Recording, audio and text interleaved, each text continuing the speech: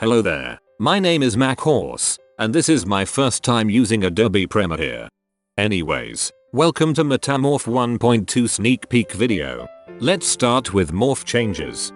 Block morph editor was added, which simplifies editing of the block morph. Now you can just pick a block from inventory, and that's it. Very easy, no fancy NBT editing.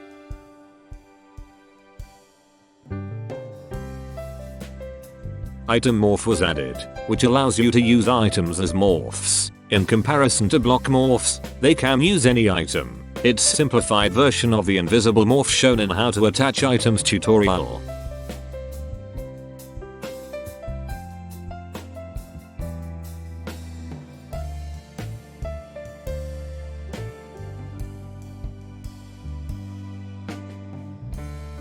And finally, label morph was added. This morph uses Minecraft's font renderer, which you can use to place some quick labels on the walls with a model block.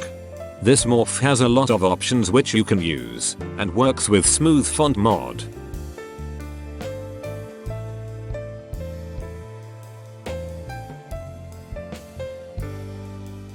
Survival morph menu was completely rewritten. All the keybinds beside the opening menu keybind were removed. You can do the same things you could do in the previous version, that is removing morphs, making them favorite, etc. But you can also bind all the morphs in this menu to specific keybinds, which will work outside in the world. Here I press those keybinds in order to morph into those specific morphs. Creative morph menu was also rewritten. You can toggle visibility of different sections, and my most favorite feature of this update are custom morph categories. You can create custom categories, and move any morphs there. These morphs will be saved to a file, and you can access those custom created categories in any world. Those categories are also available in the survival morph menu when you're in creative mode. Next feature is an ability to edit morph's display name and its settings through Morph Editor, which were only available through editing the JSON configuration file. Here you can change health, speed, abilities, an attack, and an action.